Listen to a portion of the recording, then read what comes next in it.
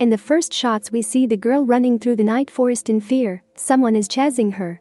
The girl is hiding in a cottage when suddenly the phone rings. She reports that she has been kidnapped and taken to some crazy island. When the interlocutor called her last name, Sloane realized she had fallen into a trap. Further events take us a little forward. Julia is walking along the beach, waiting for the plane. Finally, the plane appears in the sky, and Julia hurries to inform Mr. Rourke. He told all the resort workers to smile. When the passengers got off the plane, they were delighted with the picturesque nature of these places. Julia greeted the guests. She is the personal assistant to Mr. Rourke, the owner of a resort called Fantasy Island. According to Julia, anything is possible on this island. Melanie notices that there is no communication here. The guests were taken to their rooms. Melanie unpacked her things and put a picture of a certain young man on the nightstand. Meanwhile, Julia told Gwen that Mr. Rourke was carrying out his client's fantasies. Gwen decided that this was done on the basis of a questionnaire. When Julia went outside, she felt unwell. Gwen saw marks on the floor and began to look around the room. In the mirror, she saw a burned man who had suddenly disappeared. In the evening, the guests were gathered at the bar. A guy named Patrick met Brax and JD. Despite their different appearances, the guys were brothers. Finally, Mr. Rourke came. He told 2 conditions. Only one fantasy for each guest, and each fantasy must be seen through to the end. The first in line were the brothers. They wrote on their form that they want to get everything. Mr. Rourke took them to the place where the coolest party was held. Suddenly, in the midst of the fun, a burnt man appeared and immediately disappeared. Brax thought he was imagining things. In the morning, Mr. Rourke summoned Gwen Olsen, whose fantasy was to correct a past mistake. Gwen confessed that she had always dreamed of having a daughter, but when her boyfriend Alan asked her to marry him, she was frightened and said no. Rourke suggested that the woman reclaim that moment of life, saying that the fantasy was waiting for her behind that door. Gwen was skeptical, but opened the door.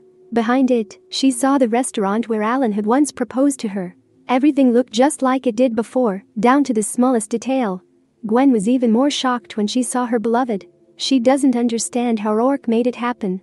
She asked Alan not to pretend, because they had not seen each other for 5 years. Besides, she finds it strange that he hasn't aged at all. Gwen approached Rourke and asked him to stop this madness, but he advised her to go back to Alan and say yes to his proposal of marriage. Patrick and Melanie's fantasies has not yet begun. Patrick confessed that he had dreamed of being in the military since childhood, but he made a promise to his mother that he would not do it. Melanie in turn revealed that her greatest dream is to get revenge on an offender named Sloane who bullied her at school. Melanie wants to swap places with her at least once in her life. She even had to see a psychologist when she was a child. They were interrupted by Mr. Rourke, who told Melanie to go to the elevator and press the button without the floor number. The girl did so. When the doors opened, Melanie found herself in a dark room and saw Sloane tied up. Melanie thought it was a hologram, so she took revenge on her abuser without remorse. It was all very believable. Melanie pressed various buttons, hurting Sloane. The glass was one way, so the girl couldn't see her executor. Suddenly the screen started playing videos of Sloane having fun with someone else's husband. Melanie posted the video to social media. Sloane's husband saw the video. At one point Melanie saw Sloane being kidnapped. That's how she realized that it wasn't a hologram, but the real Sloane. Meanwhile, Rourke took Patrick into the woods and gave him a military uniform. Patrick changed his clothes and suddenly heard a noise. Suddenly there were soldiers pointing guns at him. Patrick began to play along, thinking it was a fun game. He said that he allegedly fought off his detachment, but the soldiers didn't believe him and decided to take him to the lieutenant. While JD and Brax continued to enjoy the party, Gwen had dinner at the restaurant with Alan. He asked her to marry him, and this time she said yes. The brothers changed into expensive suits when suddenly they saw a secret room in the apartments. It is full of weapons. Patrick asked what the soldiers' orders were. They replied that they had to free the American hostages. Patrick was brought before Lieutenant Sullivan. His face looked very familiar to Patrick. The lieutenant was surprised to see his name on Patrick's badge. Suddenly there was gunfire. Patrick was shocked when he realized that people were actually dying here. Meanwhile, Melanie tries to find a way out of the room. Suddenly a man in a doctor's uniform and carrying surgical instruments walks into Sloane's cell. Melanie tried to stop the madness, but she could not. When the doctor took off his mask, she recognized her psychologist. Eventually she managed to neutralize him with electric shocks and water. Melanie then broke the glass and freed Sloane. They ran away from this horrible place, ending up in the woods. The brothers continued to enjoy themselves when suddenly all the guests began to be shot at. Brax called Rourke, who calmly said it was the guys of Kuleshov, the previous owner of the island. The brothers wanted everything after all, but their fantasies might not appeal to everyone. The Kuleshov guys burst into the cottage, pointing guns at the brothers. Meanwhile, Melanie lied to Sloane about being kidnapped too, but she managed to escape. Melanie realized that Sloane didn't recognize her because she had been the underdog at school. Suddenly the psychologist caught up with them. The girls were saved by a man who advised them to go with him if they wanted to survive. Sullivan decided to talk to Patrick frankly. He wondered how the guy got his picture. Patrick said that in the photo he is 9 years old with his father. To corroborate his words, he told a story from his childhood. Sullivan doesn't understand how this is possible, nor does Patrick, since his father died more than 27 years ago in a rescue operation in Venezuela. Sullivan says this operation is scheduled for tomorrow.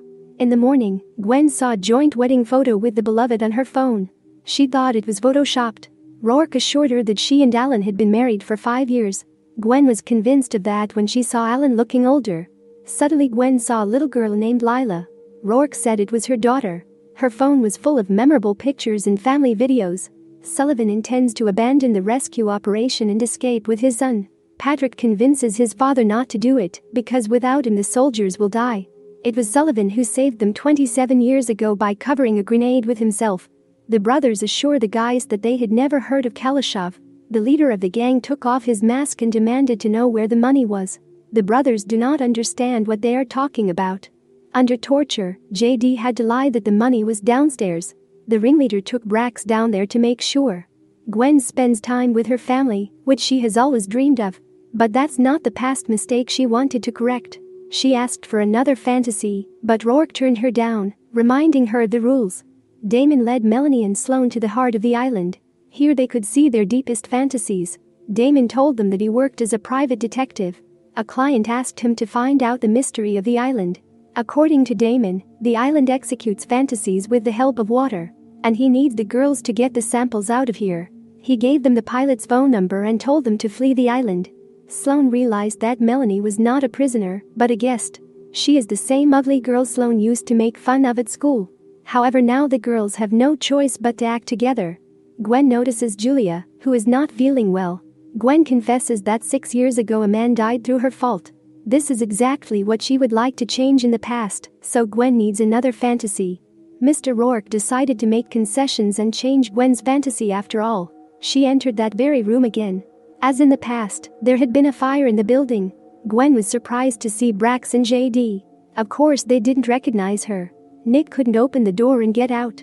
Gwen ran to the aid of a police officer, who happened to be Patrick. He said they had to wait for the fire department, so Gwen went back into the building herself. Brax tried to escape from Kuleshov's men and locked himself in one of the rooms. He took a gun and prepared to rescue his brother. Damon believes that the girls should forgive each other for all the wrongs. Suddenly the company was attacked by the psychologist. To save the girls, Damon threw himself on the doctor and fell off a cliff with him. The soldiers were preparing for the hostage rescue operation in Venezuela. Brax stated that if the guys did not follow his orders, he would detonate a grenade. Patrick, Sullivan and the rest of the soldiers mistook Kuleshov's men for hostages. Because Brax was wearing a mask, they did not recognize him. However, when Brax removed the mask, Patrick was shocked. The fantasies jumbled. Sullivan freed JD. Meanwhile, Patrick and Brax neutralized Kuleshov's men. Brax caught the grenade at the last moment. Suddenly JD was shot. A firefight broke out.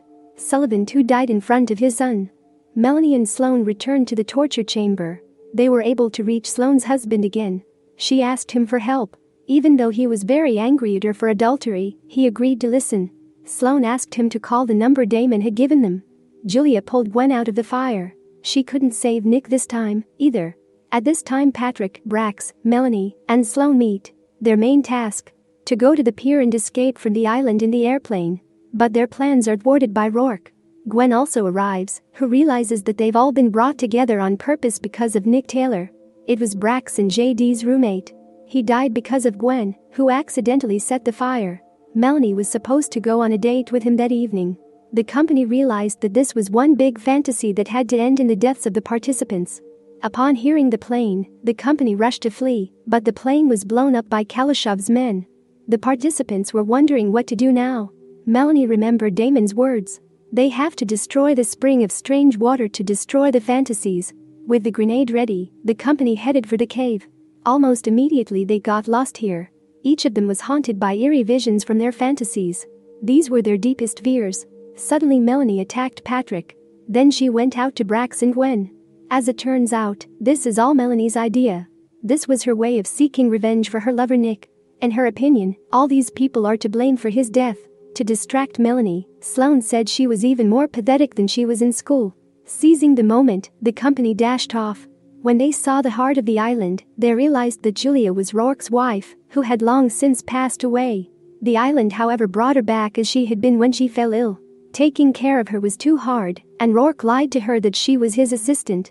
If Rourke stops fulfilling clients' fantasies, Julia will disappear. He neutralized the grenade, for the fantasy must reach its natural conclusion. But when Rourke saw his sick wife, he realized he didn't want to torment her anymore. Patrick, who has survived, begs Melanie to stop this madness. Suddenly Rourke reappears and hints at what needs to be done. Sloane drank water from the spring to fulfill her fantasy. Melanie was dragged under the water. Now she would be with Nick forever. When the grenade fell out of the water, Patrick covered it with himself to save his friends. Gwen woke up in bed. She saw Brax and Sloane, who had saved them. Patrick died like a hero. His father would have been proud of him. The plane flew in for all the survivors. Brax stayed on the island to fulfill his new fantasy of bringing the brother back to life.